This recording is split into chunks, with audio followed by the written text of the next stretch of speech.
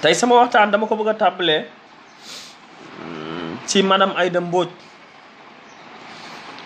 Madame Aïda Mbodj nekk une grande personnalité ci Sénégal nekk soxna soo xam ne am na histoire jaar na fu bare ci réew mi takk na ndomba tànk yu bare doon na aussi kilifa dem na ba nekk présidente groupe parlementaire dooy caaxaan ñu koy woowe Gayndek Bawol. waaw ma bëggoon a wax tuuti nag ak sama yaay Aïda Mbodj pour tàmbali sama waxtaan di ko wax ne dañoo nekk ci jamonoy xare Sénégal di am fu mu lay xaare ma dégg ñu ne Aïda Mbodj nee na dafay neutre. gaynde du neutre sama yaay Aïda Mbodj gaynde du neutre. yaay Aïda Mbodj gaynde du neutre bisu xare bu jotee ku deewul doo gor. kon yaay Aïda Mbodj xawma foo nekk ak xawma looy def xam nga li xew ci Sénégal xam nga ne Macky Sall bi muy teg parrainage xam nga ne jaaduwul pour éliminer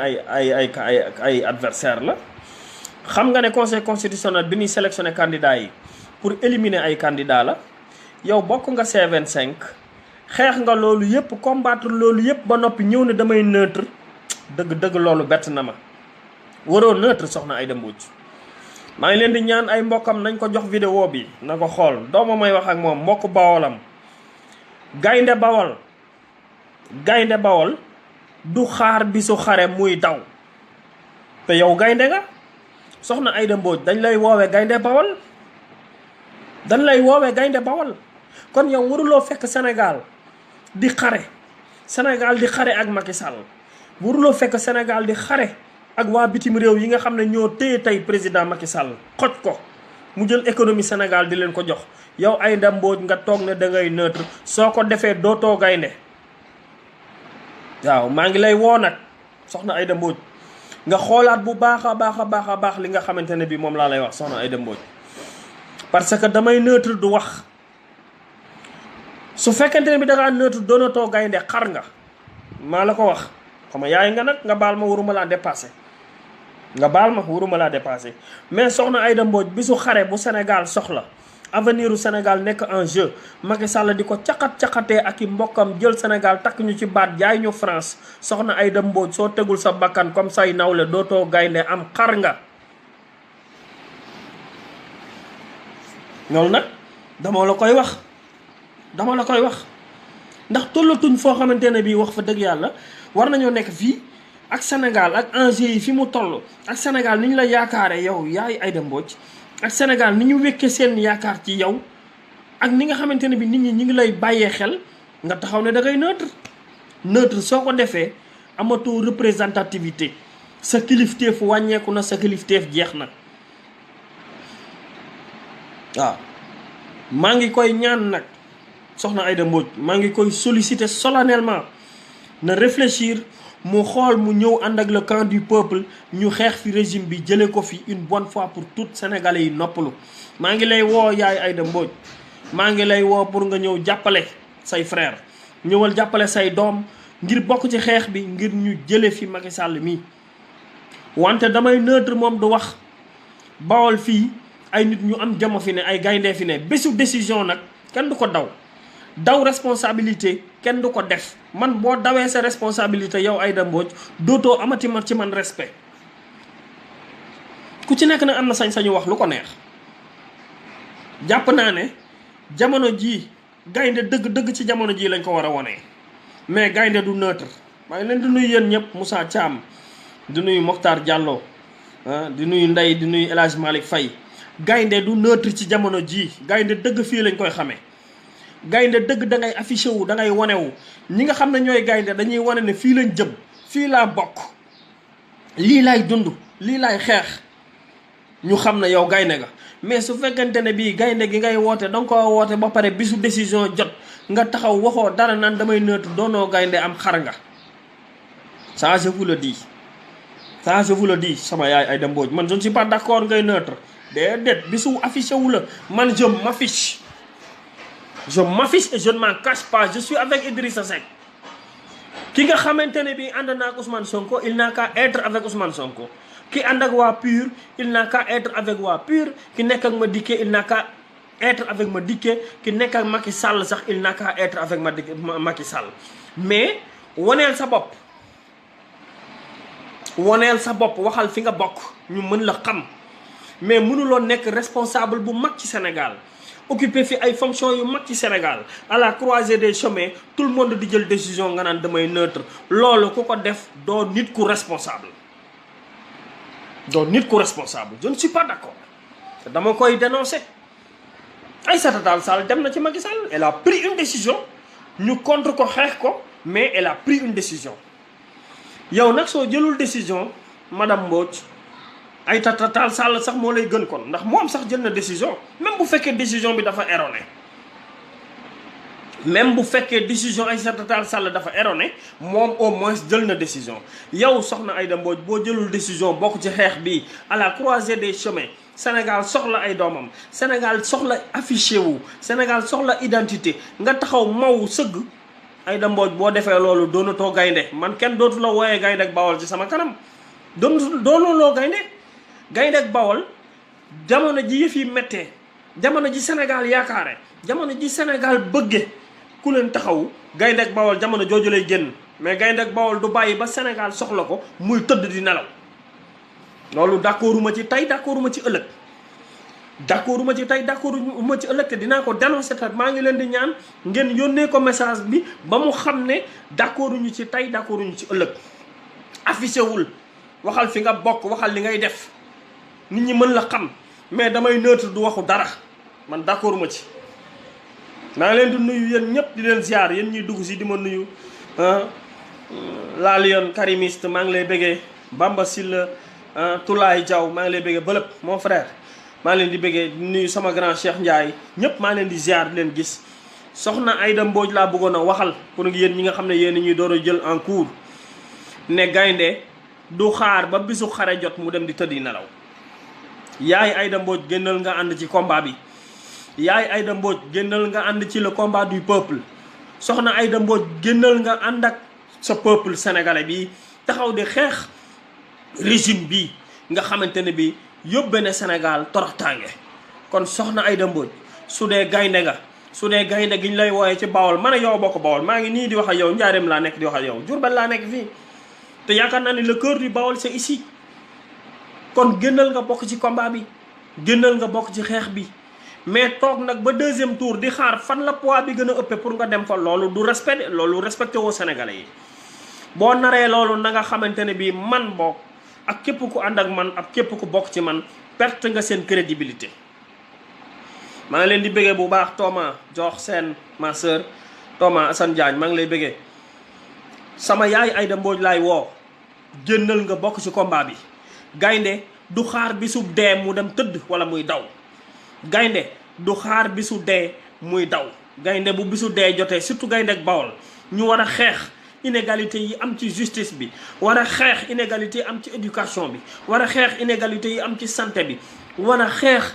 dóor doomi jàmbur làq sa doom, war a xeex corruption bi nekk ci Sénégal, war a xeex président bi nga xam ne jël na ressources naturelles Sénégal yëpp mu partagé ko à l'extérieur. waaye gaynde dafa war a jóg xeex Aïda Mbodj. Gaynde du toog lii xew ci Sénégal, Aïda Mbodj gaynde du toog. soo toogee dootoo gaynde, nañ la wooyee am xar, te boo toogee man am xar laa lay wooyee, lu leer laa la wax. soo toogee yaay Aïda Mbodj, soo toogee man am xar laa lay wooyee, doonatuloo gaynde. waaw lii laa bëggoon a wax tey ci soxna Aïda Mbodj, parce que mënuloo fekkee li xew lépp. gis ne parrainage bi Macky Sall mi ngi segg nit ñi, gis ne Macky Sall mi ngi joué ak justice bi, gis ne Macky Sall utilisé na conseil constitutionnel, gis ne Macky Sall mi ngi tëj doomi jàmbur yi, agressé Khalifa Sall, agressé Karim Wade, toroxal Ablaye Wade. ñooñu ñëpp yow nga di ko gis inégalité yi, nga bokk yow Aïda Mbodj C25 di xeex ba heure bii nga naan damay neutre. loolu mooy lan? loolu du waxu nit ku jub, maa ko wax. respecté naa la nag, jox naa la cër ndax sama yaay nga, jox naa la cër ndax man nga ma yaay, mais nit ku jub doo taxaw nekk ci C25 di décrier lii Macky Sall di def pendant des mois, nekk fi di xeex pendant des mois ba jour décision jot nga naan damay neutre loolu nit ku jub du ko def soxna Aïda Mbodj nit ku jub du def loolu waaw loolu d'accorduma ci te maa ngi leen di ñaan yónnee leen ko message bi ngir yàlla gaañ yi yónnee leen ko message bi na ko dégg man Bawol laa dëkk comme moom ragaluma li may wax ragaluma ko waaw bésu dee bu jotee Aïda Mbodj waroo dund yow mi ñuy woowee gaynde ak Bawol bésu dee bu jotee yow Aïda Mbodj waroo dund bu fekkee gaynde gi ñuy woote mi ngi ci yow bu fekkee gaynde gi ñuy woote mi ngi ci yow affiché wul nga wonewu wax fi nga bokk nit ñi xam la mais mënuñoo toog à la croisée des chemins yow nga décrier fi Macky Sall xeex ko pendant tout le long de son régime àndoo ci nekk président du groupe parlementaire bokk C25 dem ci manifestation C25 yi xeex ba heure bii nga taxaw nga naan damay neutre loolu kon li Bougane Gueye Dany doon wax ne ci opposition bi am na ci ñoo xam ne il travaille pour Macky Sall loolu soo ko defee Aïda Mbodj man dinaa jàpp ne yow ci ñooñu nga bokk soxna Aïda Mbodj soo neutre ci mbir yi man dinaa jàpp ne yow ci ñooñu nga bokk parce que waroo neutre fii neutre amu fi képp koo fi dégg yàgg naa leen ko wax képp koo fi dégg mu naan Sénégal rek a ma ñor faruma fenn waxul dëgg am na fu mu far day nëbbatu te loolu jikko naa fekk la fii amul képp koo ngeen dégg ci Sénégal laa leen wax moo xam ngay liveur moo xam ngay homme politique moo xam ngay personne simple koo mën a doon am nga koo àndal am nga koo bëgg mu yor Sénégal am nga koo bëgg mu diriger ñeme ko nag nga wax ko su fekkee gaynde ga man loolu laa wax képp ku leen fi wax naan leen man Sénégal a ma ñor ànduma kenn waxu dëgg c'est pas vrai am nga koo àndal da nga koy nëbb loo ciy nëbb sénégalais nga am nga fit am nga jom bëgg nga réew mi gëm nga réew mi waxal fi nga ne mu leer nit ñi bu ñu ànd ak yow baax na bu ñu àndut ak yow baax na mais waxal fi nga ne soxna Aïda Mbodj boo jëlul décision Aïssata Tall Sall la gën même bu demee ci Macky Sall maa la ko wax soxna Aïda Mbodj bisub dee nga tëdd di nelaw wala nga taxaw naan damay neutre boo jëlul décision man Assane Sylla maa la wax ne la Aïssata Tall Sall moo la gën ndax bisub décision jël na décision même boo àndee ak adversaire u Sénégal loolu maa ko wax parce que mënuñu toog nag di seetaan ngay ragal a féete man kii laa àndal maa ngi nii gis ngeen ko nii lii laay doxantoo ci dëkk bi fii laa ne moom laay doxantoo di romb APR di romb waa kër Macky Sall di romb Benno Bokk Yaakaar faalewu ma ci kenn lii laa gëm kii laa gëm ne mën naa yor Sénégal kii laa gëm ne mën naa changer li ñu bëgg kii laa gëm ne Sénégal buñ ko essayé jox ko chance am réew mi mën na changer lu la teree def loolu yow Aïda Mbodj fan nga bokk man mosuma occuper benn fonction ci réew mi mosuma am benn responsabilité ci réew mi yow nga am ay responsabilité ci Sénégal wóolu la nga daal lay nekk ministre depuis Abdou Diouf Abdoulaye Wade pardon nekk responsable depuis Abdou Diouf nekk ministre depuis Abdoulaye Wade depuis Macky Sall nga nekk président du groupe parlementaire nekk kilifa Aïda Mbodj waxal fi nga bokk soo ko waxul kenn dootu la wooyee gaynde nañ la wooyee am xar gars yi yóbbanteel leen ma ko loolu s'il vous plaît message bi partagé leen ma ko message bi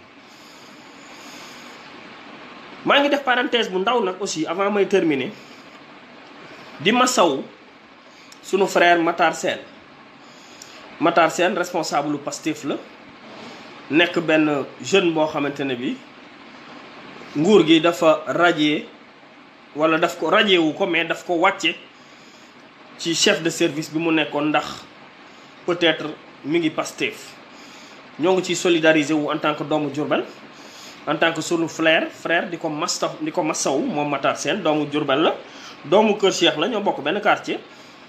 nguur gi wàcce na dooleem ci chef de service bi mu nekkoon ndax voilà Pastef la bokk donc ñoo ngi solidariser wu di massaw loolu di naqarlu loolu di encourager Matar Sène di encourager waa Pastef di leen wax ne jàpp leen na dëgër liggéey leen liggéey bi ñu yóbbu waa ji dès le premier tour ñu jële ko fi loolu laa bëggoon a wax man ci kaw Matar Sène di wax waa réew mi nag waa coalition Idy 2019 macha allah liggéey bi ñu def démb am na solo di leen wax ne taxawaayu waa Thiès macha allah mat na sëkk liggéey bi mat na vraiment wane nañ ne Thiès moom wàcc na li des nag mooy porte à porte yi li des mooy dugg ci quartier yi li des mooy marche orange yi dugg ci kër yi sensibiliser nit ñi leeral nit ñi ne coalition Idy 2019 mooy coalition bi mën a changer système bi. Idrissa Seck a été combattu par le système pendant 15 ans depuis 2004 Idrissa Seck mi ngi xeex système bi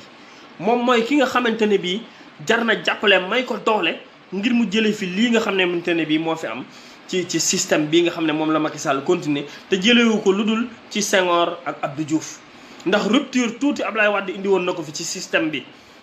il faut ngeen xam ko analyser leen président yi Sénégal mi ngi déparé woon ci groupe ci régime parlementaire un président fort ak un premier ministre fort. Senghor teg prétexte daaneel Mamadou Dia tëj ko teg régime présidentiel Abdou Diouf ñëw continuer système boobu Abdoulaye Wade ñëw créer ci tuuti rupture dagg buumi njaam ñi ubbiwaat Sénégal Macky Sall ñëwaat tegaat système mu Abdou Diouf ak système mu Senghor mooy joxaat ñu le colonisateur. Idrissa Seck nag moo war a ñëw daggaat buumi njaam yooyu may leen ko doole may leen ko chance. mbokk yi man duma jaay nit am na ñenn ñu may woo waaw Idy nangam sangam Idy musu ñoo tegoo sax loxo ñaar téeméer sax musuma ko jox wallaahi xaaruma ci moom loolu mais yëg naa ne ak xam naa ne ci xam-xamam ci njubam ci bëgg réewam moom moo mën a transformer lii nga xamante ne bi moom la ñu bëgg muy changement de système bi Idrissa moo ko mën a transformer ci xam-xam ci gëm-gëm ci tolluwaay ci dayo ci expérience moo tax jóg leen bu leen complexé yéen waa réew mi fu waay mën a ne yéen waa M6 yéen ñi bokkoon ci M6 yéen ñi bokkoon ci Idrissa bu njëkk yéen ñi doon nelaw yéen ñi nga xam ne demoon ngeen ba amatu leen woon yaakaar yàlla mooy def noonu buy defar day mel ni luy yàq ñëpp jàppoon nañ ne Idrissa dee na te tey jii la Idrissa nag taxaw parce que yàlla mooy doxale noonu ay mbiram balaa mu lay indil lu baax wala mu lay indil lu neex il faut mu jaar loola ci ay expérience ak ay péripéties xaj na 2007 bi muy am 44 ans bu ko yàlla joxoon réew mi xaj na du demee na mu war a demee moo tax yàlla xaar ko ba jamono ji kon jamono ji la heure am jot yàlla wëlbati xelu nit ñi wëlbati bëtu nit ñi ñu jëm ci moom jublu ko kon jóg leen ngeen dimbale ko fii yàlla joxoñ wala xel mii ak instinct bii nga xamante ne bii kenn ku ci nekk ci ñun nga wax ko nga ñàkk ko wax yaa ngi koy xalaat ne Idy mii kat yëf yi wëlbati ko na ci moom nañ leen ko dimbale jox ko mur mu def 5 ans ñu mën koo natt xool ba xam dana jubal wala bu jubalul ñu jëlee ko fi comme ay moroomam man loolu laay wax fii ci teel Idrissa laay jàppale mais bu gañee réew mi juróomi at yii bu tegul réforme yi ñu bëgg ci changer système bi moom tamit dañ koy dàq comme ay moroomam man jàppale wu ma ko pour mu def lu ko neex loolu aussi dama koy préciser ba mu leer nañ Sénégal gépp di koy dégg kon nag nañ leen ko may doole moo yor coalition bi ëpp doole fi ñu toll nii ci Sénégal mooy ki nga xam ne moo nekk en pole position pour jël fi Macky Sall dès le premier tour nañ leen ko dimbale jël fi Macky Sall dès le premier tour jëratul wax population Sénégal laa koy ñaan position bi Idrissa nekk moo fi mën a jëlee Macky Sall dès le premier tour pour ñu noppalu nag di économiser xaalisu deuxième tour milliards yi ñu war a yàq ci deuxième tour bi ak xaalisu Sénégal biñ ci war a pasaree waaye jóg leen ñu voté ji en masse votel coalition Idy 2019 jële fi Macky Sall le plus rapidement possible mu économiser ñu xaalis bi ñu waroon a yàq ci deuxième tour bi jóg leen ngeen jàpp ci liggéey bi mbokk yi bu kenn toog kenn ku ci nekk ci sa kër ci mbedd mi bouche à bouche porte à porte sensibilisation bi na mat na nit ñi xam ne votel coalition Idy 2019 dès le premier tour moo fiy jëlee Macky Sall ngir ñu économiser non seulement xaalis bi mais ñu teg ay réformes yoo xam ne le système politique sénégalais dina changer ngir ñu mën a soppi suñu réew mi teg ko ci ay raay. vraiment mbokk yi lii mooy wax ji lii daal mbokk yi lii mooy wax ji fas nañu yéene nag live ñuy yokk ko chaque jour wala chaque 2 jours ñu jóg leeral leen ci programme mu Idrissa xamal leen yoon bi xamal leen aussi combat bi fu mu toll xamal leen ne espoir au Sénégal ñëpp jox nañ ko Idrissa Seck. parti politique yi xam ngeen ne Thierno Alassane Sall du cuune xam ngeen ne Moustapha Guirassy du cuune Hadjibou Soumaré du cuune Malick Gakou xam ngeen ne du cuune Cheikh Alassane Sène capitaine Dièye waay ñii ñëpp ñëw Thierno Bocoum ñii ñëpp ñëw ànd ak président Idrissa ngir dimbale ko xam nañ ne mën na changer système bi. waa kër Khalifa Sall maa ngi leen di woo jëlagul décision officielle mais déglu naa bu baax a baax seen représentant yi gis naa ko ñëw leen ngeen jàpp ci liggéey bi. Khalifa Sall Idrissa Seck ji na ko ngor yoo xam ne jàppale ko rek la mën a def ngir dimbale ko ngir moom ñu rétablir ko dans ses droits. Karim Wade aussi Idrissa Seck li mu wax lu leer la que Ablaye Wade jàppale ma que mu bañ maa jàppale que Karim Wade jàppale ma que ñu bañ maa jàppale bés bu ma jëlee réew mi danaa lii Ablaye Macky Sall toroxale Ablaye Wade dinaa ko saafara danaa ko def ni Nelson Mandela loolu leer na ci Sénégal. kon yéen waa PDS yéen karimiste yi génération du concret jóg leen ngeen ñëw jàppale Idy 2019 ñu teg fi programme bu leer programme bu pare la Idrissa Seck nit ku pare la di ngeen koy jox réew mi bu xëyee mu gouverner du fi nekk di tâtonner ak di seet leneen Sénégal tollatul fu ñuy xaaree kuy tâtonner wala kuy jàng ku xam mature mat sëkk ñu jox la réew mi nga xëy liggéey yi moom lañ soxla que ñu jox réew mi koo xam ne danañ toog juróomi at wala ñeenti at yoo xam ne day wër di xam fu muy taxaw ak protocole bi nu ma war a doxale ku ma war a nuy ji nu may wax def ba gisanteeg président France nu may def ba gisanteeg président États-Unis wala nu may lijjantee nangam wala fu may jaar Sénégal tollatul foo xam ne dañ koy dénk nit kuy tâtonner comme Macky Sall déedéet ku xam ku mature ku maîtriser mbir yi lañ ko war a jox parce que Sénégal ay borom yi xam-xam a fi ne waaw lii daal moo nekkoon message bi mbokk yi di leen ñaanal yàlla tawfeex ak taysiir di ñaan yàlla jàmm ci Sénégal di ñaan yàlla li nga xam ne moom la ñu dëgmal muy élection yi yàlla defal ñu tawfeex ba ñu am ci ndam yóbbu Idrissa Seck palais le 24 février dès le premier tour te mën nañ ko sénégalais yi mën nañ ko bu ñëpp jógee voté ji en masse amul sàcc amul ay minimiser ay défaite amul bureau fictif amul dara sénégalais yëpp bu ñu jógee voté ji Macky Sall dafiy jóge sénégalais yëpp laay ñaan ngeen ñi ñëpp convaincre leen seen mbokk yi nañ jóg voté ji toog bi ñuy toog seen kër yi mooy defaral Macky Sall mais sénégalais yi Pastef gi buñ ko amee jógandoo dem dafay jóge par la force waaw lii daal mooy li nga xam ne moom laa doon wax ci message bi di leen tuubal di jégalu di leen jox rendez-vous fan yi incha allah di ñaan yàlla defal leen tawfeex ak taysiir di ñaan yàlla may leen yéen ñëpp xéewal ak jàmm ak yokkute macha allah jërëjëf One Love bëgg naa leen